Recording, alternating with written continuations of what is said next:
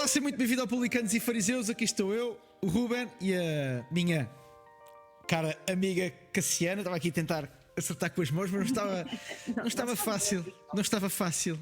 Isto das gravações online. Por falar nisso, temos que gravar uma coisa destas um dia destes, ou em direto ou ao vivo.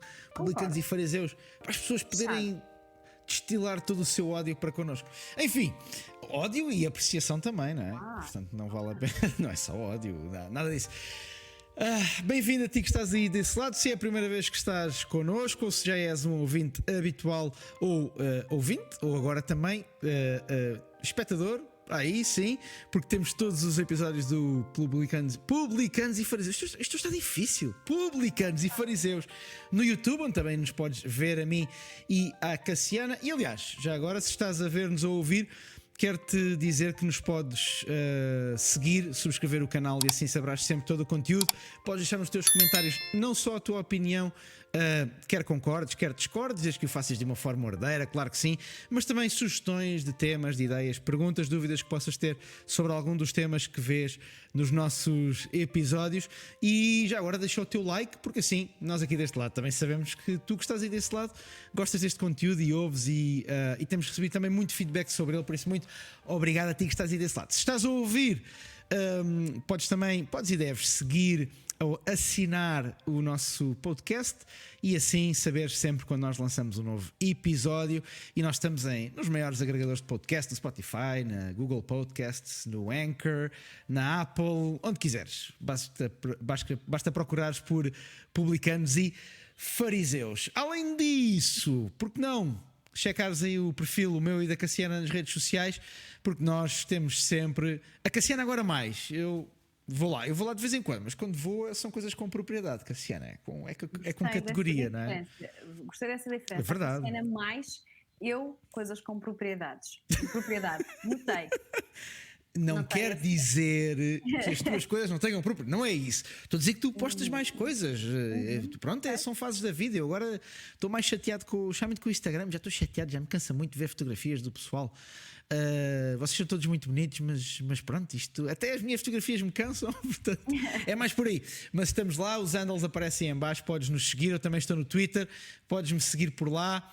Aliás, até estou no Facebook, também podes seguir por lá, e tenho lá muito conteúdo também, não só sobre saúde mental, mas também qualidade de vida e muitas outras áreas. Hoje vamos direitinhos ao nosso tema, porque hoje eu gostava muito de dedicarmos algum tempo, aliás, a este tema. E se é verdade, e vou enquadrar um bocadinho o mito de hoje, onde normalmente nós começamos, se é verdade que durante muito tempo a saúde mental foi um bocadinho um estigma, porque muitas vezes não queríamos falar sobre ela, e muitas vezes aqueles que passavam por condições de saúde mental, que a quem era diagnosticada alguma situação nesta área, evitavam falar dela em público, evitavam expor-se, um bocadinho se calhar devido ao estigma. Nos últimos anos provavelmente isso mudou um pouco, para melhor, diria eu. Ou seja, há uma maior facilidade em falarmos disto. Por outro lado, isso também fez com que o mito de hoje se torne talvez uma realidade no nosso meio. E o meu mito de hoje, isto é um bocadinho diferente. Normalmente o mito é uma pergunta, portanto eu não sei como é que eu vou colocar isto, mas o mito de hoje é uma frase que eu tenho ouvido, que já ouvi algumas vezes, e que eu gostava que a Cassiana leva isto para onde tu quiseres, responde ou comenta esta frase como tu quiseres. Mas o mito é um bocadinho uma frase que é a frase: isto agora é tudo esgotamentos, ou isto agora é tudo depressões, ou toda a gente agora sofre de saúde mental. Cassiana, isto é verdade? Toda a gente sofre de saúde mental. O que é que está a acontecer? Há mais gente, ou pelo facto de as pessoas hoje assumirem mais, isso tem maior visibilidade, ou nós estamos a falar de uma frase em que apenas e só o objetivo é talvez, não sei, mas criar alguma celeuma em relação a este tema. Eu sinceramente não percebo muito bem muitas vezes o porquê desta frase. Diz-me tu, da tua experiência, daquilo que tens visto. Hoje vem com rasteira, não é? Hoje vem com rasteira, nem sequer é pergunta.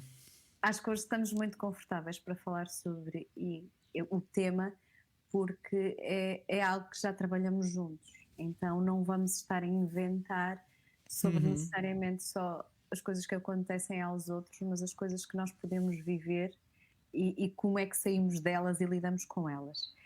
Eu gostava de responder ao teu mito, isto agora é dos esgotamentos e se toda a gente tem esgotamento ou depressão, ansiedade, eu diria que qualquer pessoa pode ter. Acho que é por aqui que eu gostava de começar a responder ao mito que tu trazes. Eu acho que isso está mais claro hoje, que não há pessoas intocáveis. E eu penso que isto é uma coisa positiva, percebermos que não há pessoas fracas e pessoas fortes. Pessoas a quem nunca acontecem as coisas. É como se pensarmos na doença física. Eu recordo-me há muitos anos uma amiga nossa adoeceu com cancro e a primeira coisa que as pessoas disseram, olha, vê lá, cuidava tão bem dela, fazia exercício físico, tanta preocupação com as E de dietas e repente, vês, serviu-lhe de quê? Afinal, e realmente não há pessoas intocáveis. Esta é uma primeira ideia e eu acho que é uma coisa boa isto de haver esta consciência. E depois eu acho que nós temos um efeito tremendo das redes sociais que nos dão-nos voz, dão-nos palco, podemos falar daquilo que queremos e as coisas amplificam e muitas vezes seguem contornos um bocadinho difíceis de se explicar e de se controlar. Estamos a ver experiências que são individuais viralizarem-se como experiências coletivas, muitas vezes. Quando eu passo por um processo de burnout ou estou a sofrer com depressão, ansiedade, eu não passo a ser um deprimido, um ansioso ou um esgotado. Mas com este efeito das redes sociais, às vezes exatamente, eu acho que tentando o contrário, que é, eu não quero ficar estereotipada e vamos tirar o estigma, acho que criamos uma persona às vezes, sem querermos. E depois temos uma vivência de a depressão faz-me isto, a ansiedade faz-me aquilo. Eu não deixo de ser uma pessoa. Eu como profissional de saúde mental, conheço aquilo que são as características, os marcadores da doença, de como é que ela se manifesta, como é que afeta a pessoa interiormente e na sua vida diária, mas eu não quero conhecer uma doença, eu quero conhecer uma pessoa. O cliente é a pessoa com ela que eu vou trabalhar. Então, acho que este é um segundo ponto muito importante.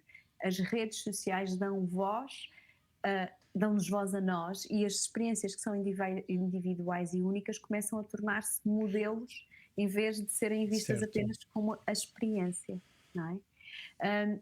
Em termos de dados, eu acho que nós não somos assim. É difícil estudar coisas em Portugal, porque os nossos dados não vão de A a Z, não é? Sim. Tu começas há indicadores que nós sabemos que tem havido um crescimento, e isto é claro, tem havido um crescimento no diagnóstico, se é porque há mais consciência, porque se diagnostica mais, que se dá mais valor.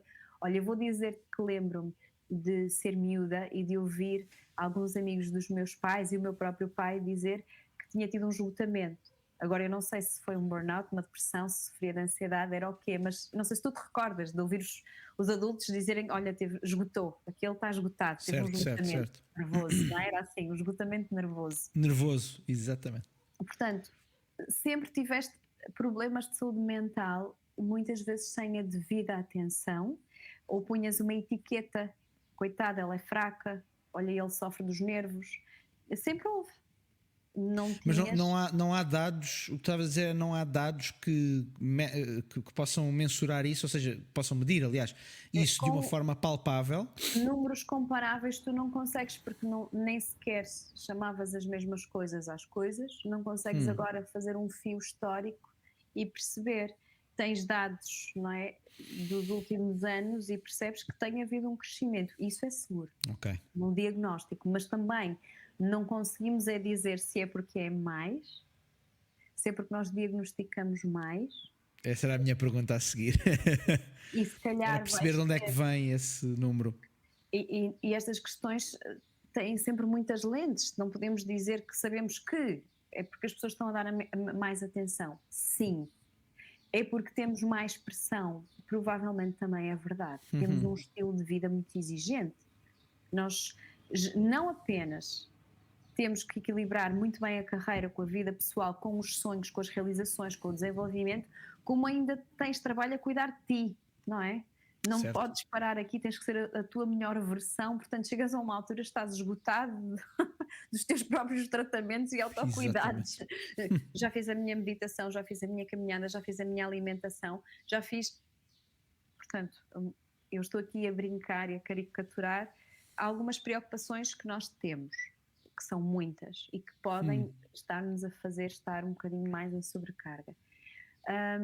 Eu não posso deixar de falar do coletivo, que nós vivemos as coisas com um peso psicológico muito forte, porque estamos conectados, globalmente conectados e sempre expostos à informação, e isto é importante. E por fim, se há uns anos era extremamente difícil para um cliente / paciente meu ficar de baixa, eu tinha que escrever um relatório. Hoje as coisas são muito mais evidentes para os médicos de família, que são uma primeira linha muito importante em termos de saúde mental. Se calhar são a primeira ou das primeiras pessoas com quem se fala para pedir ajuda e dizer: doutor, não ando tão bem. Se calhar antes não haveria tanta sensibilidade ou tantos pedidos. Tens muitos pedidos. Os médicos de família estão extremamente sobrecarregados com estas questões de saúde mental. Sem dúvida. Eu trouxe este tema e nós já falámos um bocadinho em off, portanto, mas para enquadrar também quem nos está a ver e a ouvir, eu trouxe este tema exatamente porque este tema está muito ligado a um outro take que eu tenho ouvido muito e que pode se enquadrar também como um mito. Mas eu gostava que o juntássemos aqui, porque eu acho que muitas vezes esta frase, isto agora é tudo. Normalmente, quando tu queres fazer uma generalização destas, o teu objetivo é desvalorizar, não é? Vamos ser francos. Isto agora é tudo é para desvalorizar, é para tentar tirar peso. Normalmente é alguém que acha que de alguma forma está imune à situação em si. E portanto, não, longe de mim estar a gerar qualquer tipo de condenação, porque eu acho que também nós falamos conforme o conhecimento que temos e a sensibilidade que temos, e temos de sensibilidades, todos nós temos sensibilidades diferentes. A minha questão aqui é que muitas vezes isto engancha numa ideia de que quando nos é diagnosticada alguma situação destas, quando caímos em alguma situação destas, lá está, isto engancha na ideia de que nós temos uma responsabilidade nisso, de que a pessoa individualmente tem uma responsabilidade nisso. E longe de mim, este é o meu take sobre o tema na experiência pessoal. É óbvio que eu tenho responsabilidades, é óbvio que eu tive responsabilidades na minha vida e na forma como permiti que se calhar a ansiedade e o stress, há casos e casos, mas se tornasse aí uma realidade. Mas normalmente isto é feito numa... Como é que eu vou pôr isto? Se calhar numa perspectiva mais de desresponsabilização. Imagina, minha para com alguém, de não ter visto, de não ter ajudado, se calhar de não ter a tempo verificado que aquela pessoa não estava numa situação muito, muito boa. E eu gostava de puxar isto exatamente para colocar estes dois temas lado a lado. Eles podem não coexistir, mas do que eu tenho visto muitas vezes coexistem, que é uma generalização, 2, uma tentativa de trazer a conversa da responsabilidade pessoal muito cedo para cima da mesa. E antes de te perguntar sobre isto, eu posso dizer aquela que foi também um pouco a minha experiência, fruto do esgotamento que tive, que foi numa primeira fase, a última coisa que eu queria era falar sobre a minha responsabilidade pessoal.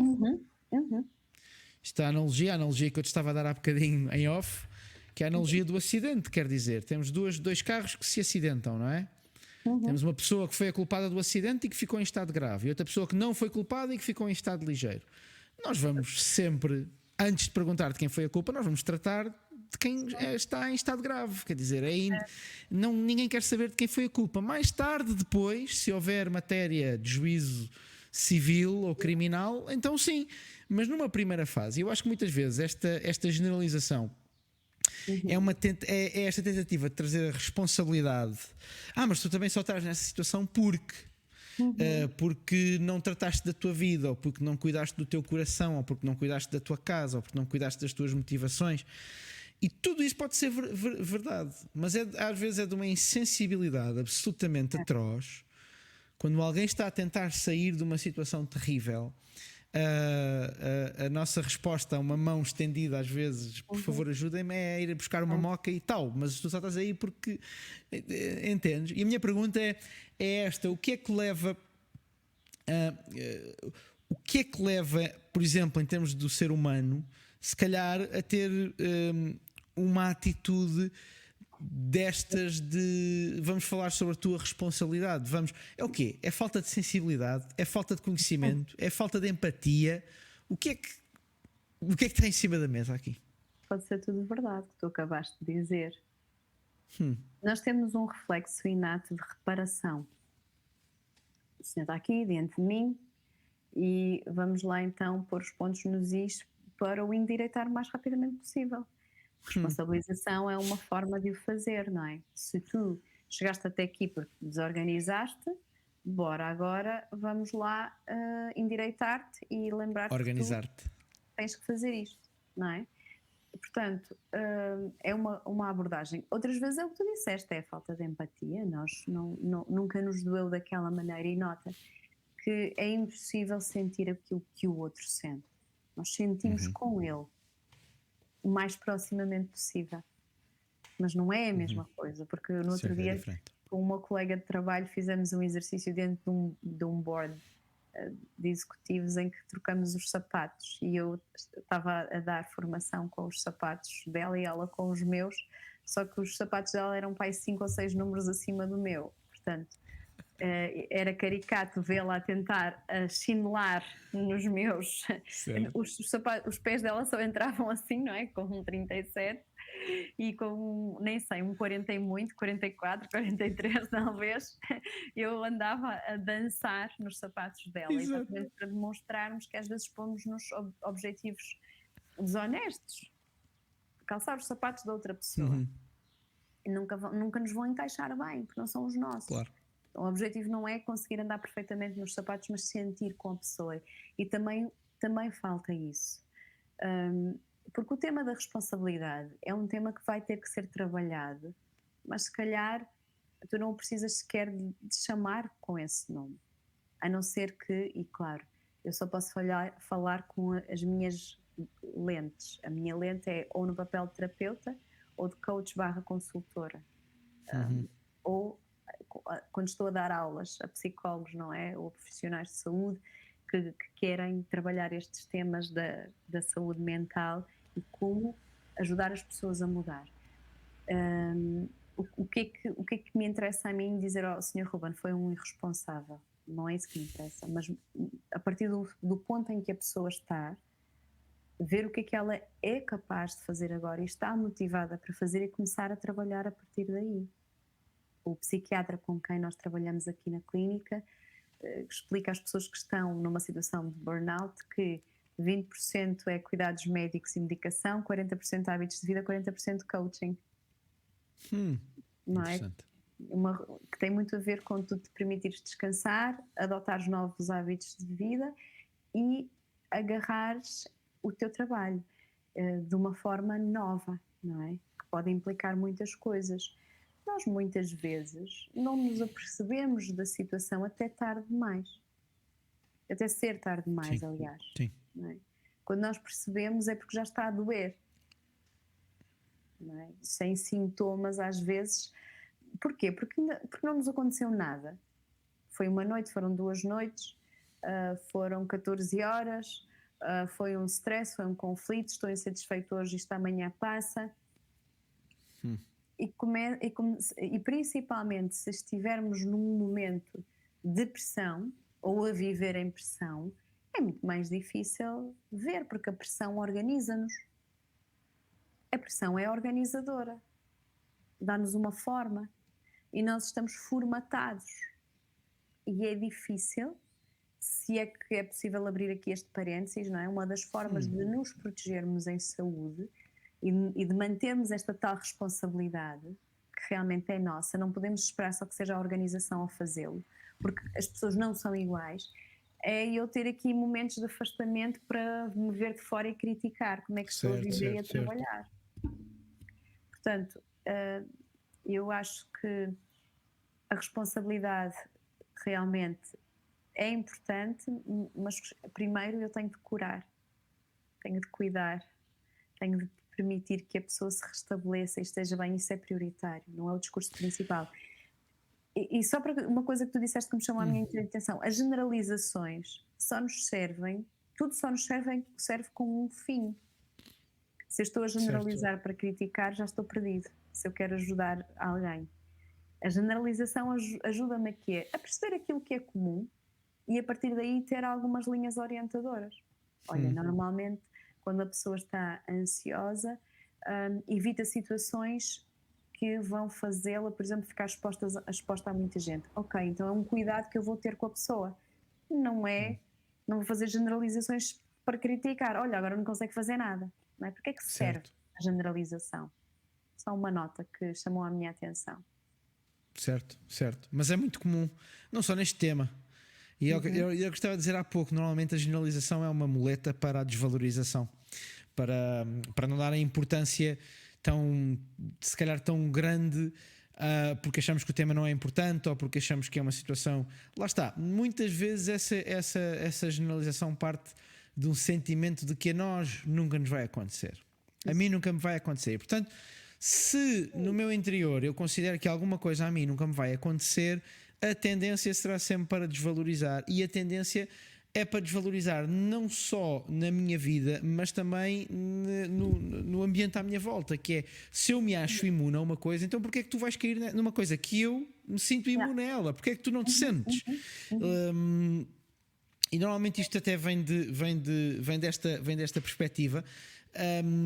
É para mim, esta era uma das perguntas que eu tinha aqui anotada para te fazer quando estava a preparar o programa de hoje, que é esta generalização que vem associada normalmente a esta responsabilidade de, como eu já vi em muitos casos, de pessoas que querem ser muito rápidas a poder usar a frase só estás nessa situação por tua responsabilidade, por tua culpa. A culpa foi tua, ou mesmo não o querendo dizer diretamente, mas muitas vezes gostam de rapidamente. E eu não estou aqui a condenar ninguém, porque nós noutros temas fazemos o mesmo. Portanto, aqui estou à vontadinha. Mas a minha pergunta é: quão prejudicial pode ser? E tu agora falavas na questão da cura, e a cura ser alguma coisa que leva o seu tempo.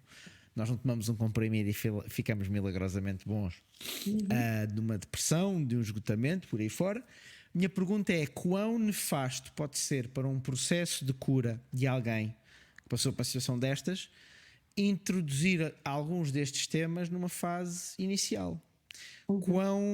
E se calhar tu já viste isto em situações práticas, quão prejudicial, quão mau pode ser para alguém começar a ouvir este discurso demasiado cedo no seu processo?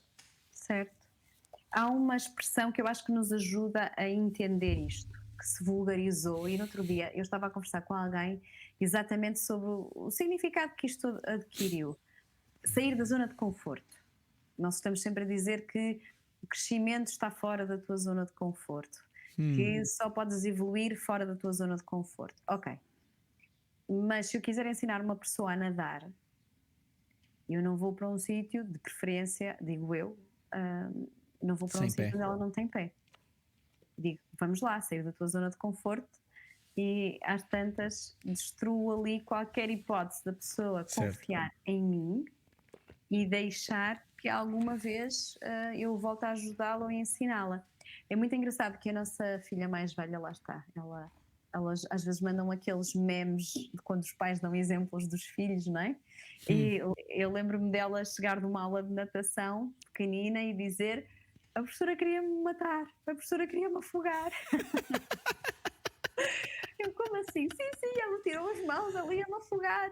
Eu quero desistir e nunca mais vou. E eu disse: é exatamente isso, porque tens de continuar aí, tens medo. Coitada da criança. Exato. Mas foi muito útil, que aprendeu a nadar realmente. E o que é que acontece?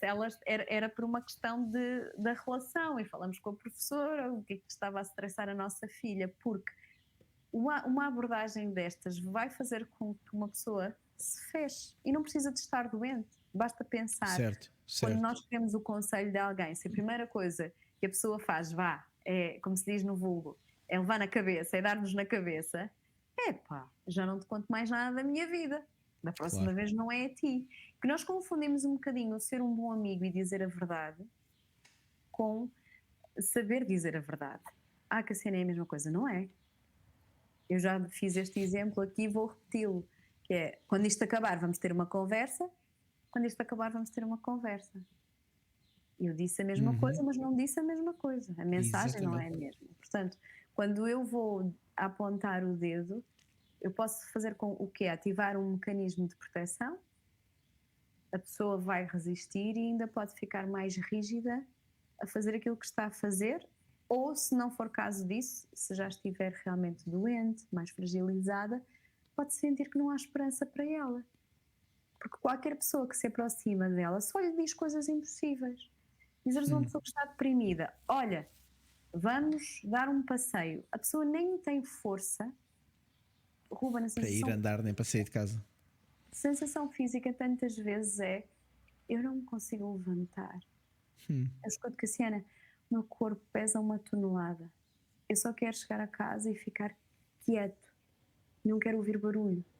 E eu dizer, olha, vamos ali, comprei bilhetes para ir a um concerto, vai ser muito bom. O quê? Por amor de Deus, eu não quero ver gente. Ou a pessoa que, por exemplo, deixa de movimentar-se de dia, começa a sair só de noite para não encontrar outros. Yeah. E nós pedimos coisas impossíveis às pessoas. Então, se eu acho que há coisa em que nós devemos investir, quando alguém está doente, é não em reparar a pessoa, mas em construir com ela uma relação. A relação cura.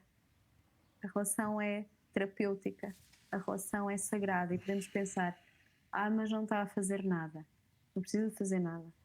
Só precisa de estar lá com a pessoa. Certo. Portanto, isto seria o que eu teria a dizer. Isto está sério e grave.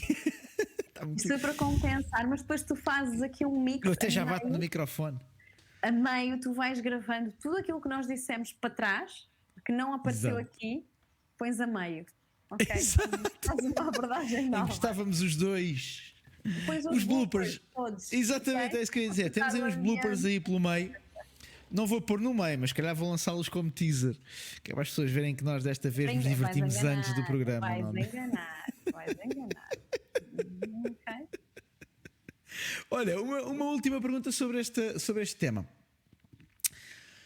Quando, especificamente, quando é que tu achas que pode ser, enquadrar 10 segundos? Para mim é óbvio, depois do que eu passei, que houve uma altura em que eu decidi enfrentar a minha responsabilidade. Foi uma decisão minha, não foi nada que me foi sugerido. Eu decidi enfrentar a minha própria responsabilidade, que é que hábitos, o que é que eu fiz, o que é que eu não devia ter feito. Mas já estava numa fase mais adiantada, não é? Já não estava naquela fase em que apetece, lá está, como tu dizias, não me apetece ver pessoas, aconteceu-me. Não me apetece falar sobre o tema.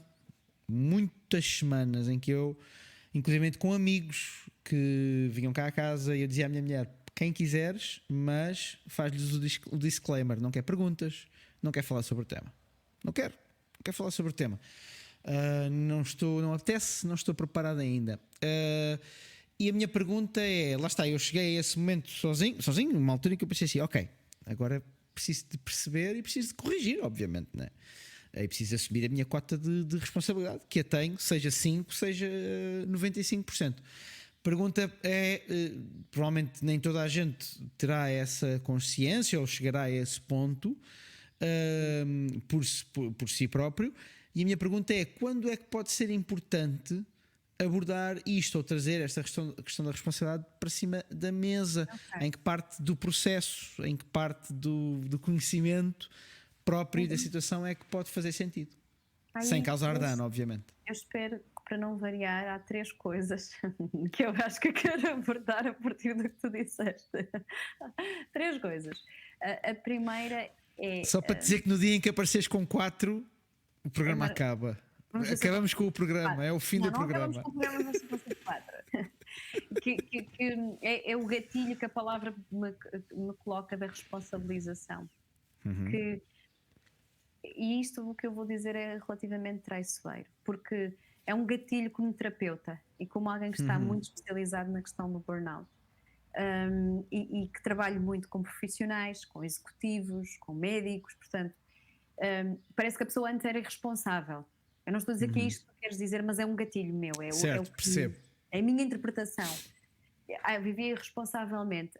Não, por exemplo, os médicos estiveram a tentar salvar vidas. Outras pessoas têm o peso de uma equipa às costas e fazerem vendas, porque se não o fizerem vão deixar a sua equipa mal. Outras pessoas têm uma voz interior a dizer-lhes uma coisa gravada muito lá atrás: se tu não fizeres isto não és nada. Certo. Há que saber se é doentio e precisa de reparação. Vamos ser honestos, todos nós temos aqui coisas gravadas que nos direcionam. Então, quando se fala de responsabilidade, eu prefiro falar de uma transformação dos hábitos de vida, certo, e de trabalho. E se a pessoa está num processo, Ruben, a pessoa vai dizer. Portanto, não precisamos de estar aflitos. E isto aflige muito quem está à volta. Às vezes, por isso é que eu vou conversando com os meus clientes, se precisam, querem que o cônjuge, às vezes até uma outra figura relevante na vida, ou que possa haver uma intermediação com a entidade patronal, se chegar a este ponto de... Porque não... a pessoa está a fazer um processo e ele pode ser longo, ou não, quer dizer, depende do caso da pessoa. Tipicamente estamos a falar... Claro. No protocolo terapêutico que nós usamos 10 a 14 consultas de trabalho e as coisas estão muito guiadas e orientadas, e há um momento aqui, eu sei que ultrapassando a parte em que trabalhamos os pensamentos e os comportamentos emocionais, a pessoa vai dizer: Cassiana, mas está na altura de eu começar a fazer alguma coisa pela minha vida. Então a minha bússola e a nossa bússola é a pessoa. Quando ela está num processo consciente à procura da sua recuperação. Quando ela não está, que é aqui um terceiro ponto, já vou no terceiro, hein? Quando ela não está, é nós sabermos introduzir o tema, expressar a preocupação, ou seja, eu estou a imaginar que se a pessoa não está a ter esta consciência, das duas uma, ou porque ainda não regressou ao trabalho, ou porque não está pressionada pelas suas condições de vida, porque é impossível, não é? Que tu vais sentir que alguma coisa tem que mudar na tua vida. Certo. De todo não está, a maneira como nós introduzirmos isto é fundamental. E pode ser perguntando: olha, como é que tens estado a evoluir o teu processo? Era confortável para ti falarmos sobre isto? Eu, sendo amiga, tenho estado ao teu lado e a acompanhar-te e quero saber se há alguma coisa que eu possa fazer por ti. E a pessoa diz, conversa: não, está tudo bem, o processo tem sido isto, tem sido aquilo. Olha, e relativamente e eu vou dizer isto muito respeitosamente, eu percebo que estes meses foram muito intensos, tu tiveste de trabalhar muito. Como é que tu estás a pensar em lidar com isso? O que é que tu vês acontecer? Ou seja, construir uma conversa à volta do assunto, em vez de: olha lá, e tu vais voltar a trabalhar da mesma maneira que trabalhavas antes, é? A ser de segunda a segunda, outra vez? Que é para chegares aqui outra vez? É isso? Não é? Em vez de empaticamente e assertivamente, não convém andar à roda, que fica manipulador, não é? Conversar sobre o assunto. Esta seria uma coisa. E tem aqui uma quarta coisa que eu quero introduzir. Só para estragares o meu ponto de há bocadinho. Não, eu vou dar 4 pontos e ele não vai acabar com o programa. Portanto, o quarto ponto, que é a questão da culpa. Nós às vezes perdemos muitas oportunidades de sentir culpa.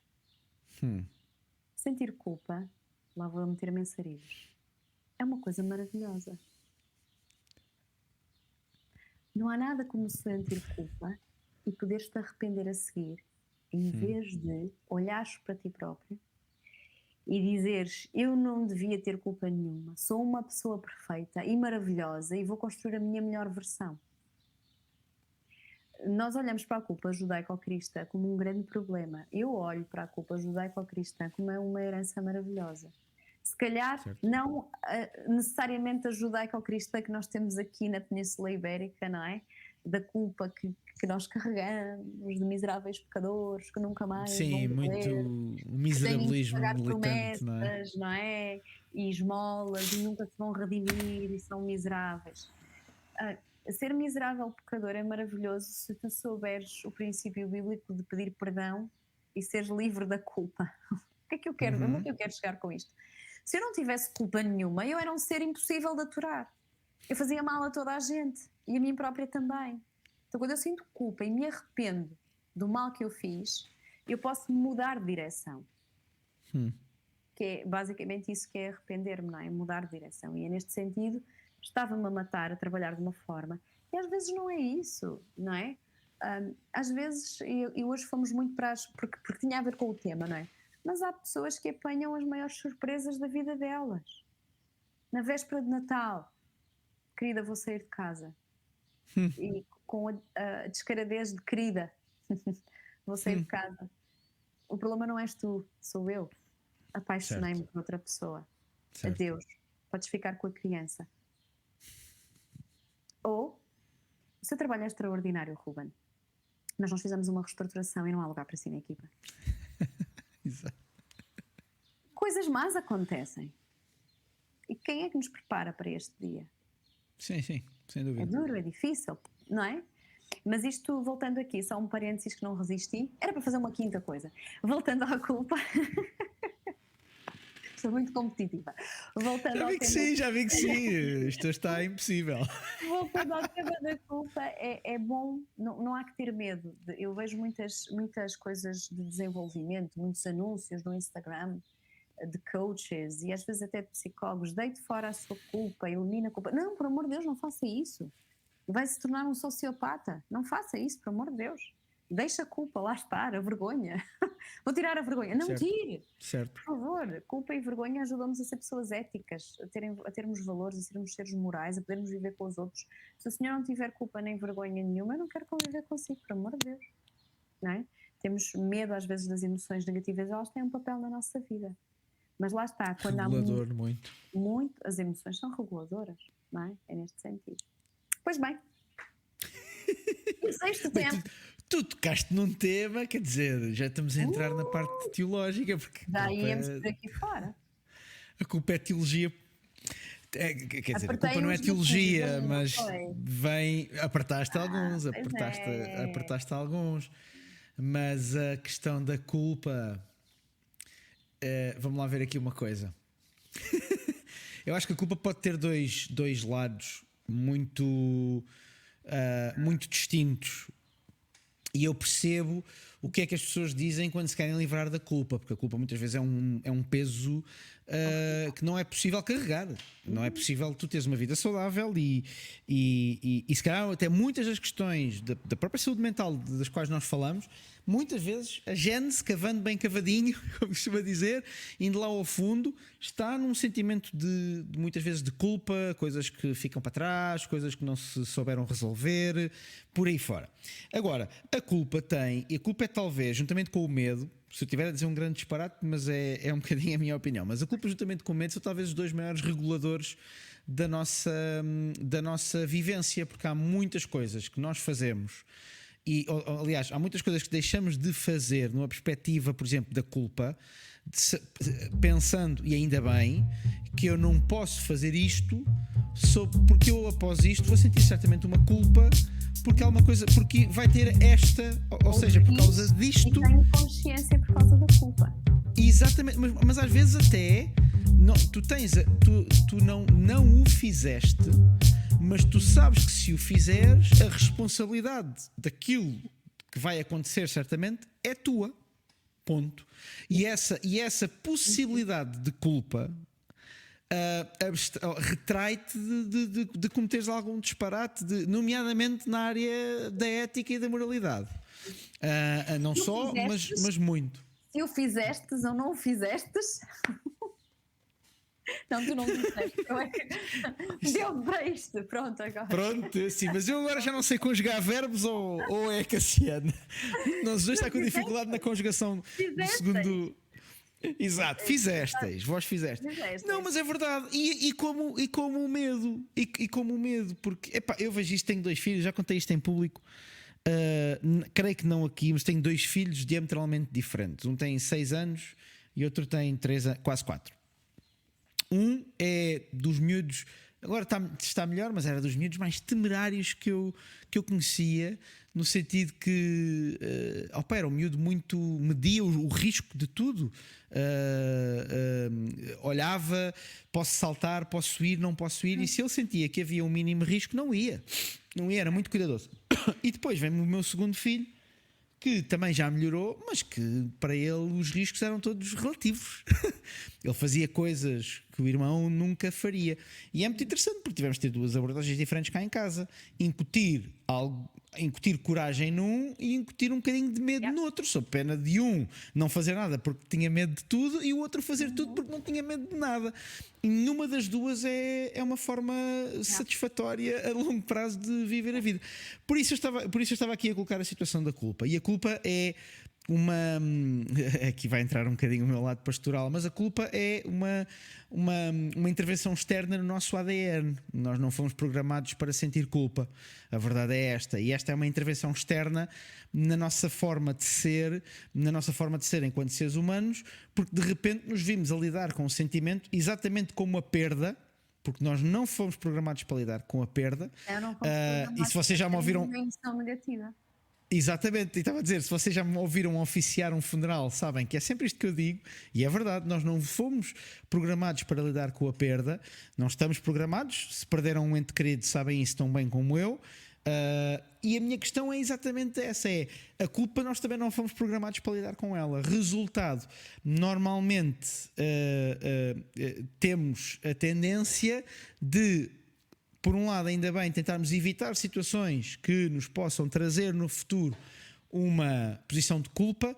2, quando de alguma forma não o conseguimos fazer ou não o quisermos fazer, temos a famosa estratégia da aproximação ao prazer e em oposição à dor e a fuga da dor, que muitas vezes aquilo que nós chamamos fuga à dor é, uma certa forma, fuga à culpa, fugirmos à culpa. Vou aqui fechar só o ciclo, até porque nós já falámos disto no programa, razão pela qual eu acho que, por exemplo, hoje em dia, explica o grande desenvolvimento de áreas como o entretenimento, porque é uma das formas mais simples e mais fáceis de acalmar e de calar alguns sentimentos de culpa que nós temos, porque nos entretemos. Exatamente. Bem, quem falaria muito. Há alguém que fala muito interessantemente sobre isso. Tolentino Mendonça, no Elogio da Sede, tem um dos textos mais brilhantes sobre a forma como nós vivemos. E ele escreve para religiosos e não religiosos. Por isso é uma leitura que eu recomendo, este livro, que nos faz questionar. E ele faz uma crítica à própria Igreja, quando diz que os nossos tetos achatados das igrejas silenciam uma sede de Deus que todos nós temos e que estamos a ignorar o choro, que depois é a maneira como ele transporta isto, não é? Para os não religiosos. Uma sede que há em nós e que nos faz viver de uma forma absolutamente consumista. Precisas de preencher-te cada vez mais. O que eu devo dizer, para completar, acho eu, que tu estás a dizer, espero que isto faça sentido. As emoções são uma bússola que nós temos para nos adaptar a um meio interno e externo, constantemente. Se eu sinto raiva, é porque talvez os meus valores estão a ser ultrapassados, estou a sofrer alguma injustiça, tenho que me mobilizar para me defender. Se eu sinto vergonha, fiz alguma coisa de errada, se calhar, ou corro o risco. Se eu sinto culpa, é porque sinto que lesei alguém e vou, ou posso lesar e vou agir em função disso. Se eu tenho medo, há perigo. Se eu sinto ansiedade, tenho que me preparar. Então são emoções que normalmente nós pomos no saco das emoções más, mas são emoções negativas, têm um papel extremamente adaptativo que nós precisamos de sentir. O que é que às vezes acontece? A presença dessa emoção é tão forte que parece que nós perdemos a capacidade de ser elásticos. A emoção chegou e não vai embora. É um marcador que pode indicar mal-estar psicológico, não é? Não vai embora a raiva. Ou as minhas reações são sempre, em vez de de eu sentir raiva e depois ficar normal, não, eu fico assim, não é? Durante muito tempo, muitas vezes. Segunda coisa, eu olho para aquela experiência de raiva como uma coisa má, ou uma coisa que é demais, que eu não consigo controlar, ou esta tristeza não vai embora, ou de certeza que vou ficar ansioso para sempre, vou-me descontrolar. Portanto, julgar como negativa a experiência. Número 3, a minha estratégia errada. Quando eu sinto raiva, tenho que dizer tudo. Quando eu estou triste, não há nada que me valha. É pôr-me debaixo dos lençóis e esperar que aquilo passe. Fechar as janelas todas. Okay? E, portanto, são 3 coisas. Um afeto negativo realmente muito forte e persistente. Número 2, julgar aquela experiência emocional como má. E número 3, ter estratégias que não são adequadas. Isto pode ser importante para perceber se há alguma coisa que não está assim tão bem na maneira como lidamos com as nossas emoções. No último programa disseste uma coisa, que é: nós prometíamos sempre que falávamos acerca de um tema e depois acabávamos a reconstruir, acho que foi esta a expressão que usaste, a reconstruir o mundo 2 ou 3 vezes. E sinto que hoje levámos isto à letra. Hoje começámos a falar o tema e fomos por aí fora e reconstruímos aqui 3 ou 4 coisas. Não sei se reconstruímos bem ou mal, o tempo dirá, e os nossos ouvintes / espectadores diluam melhor do que nós, mas acabámos aqui a reconstruir um bocadinho este mundo 2 ou 3 vezes. Mas acho tão importante falarmos sobre isto quando eu decidi publicamente falar, e isto porque também alguns dos últimos publicanos e fariseus nós não falámos assim tão diretamente sobre saúde mental, embora sempre com esta perspectiva. Não, por exemplo, tínhamos falado da guerra na política mundial, na atualidade também, mas a verdade é que tudo isto eu acho que também está muito ligado. Mas hoje voltámos aqui um bocadinho mais às raízes e às origens.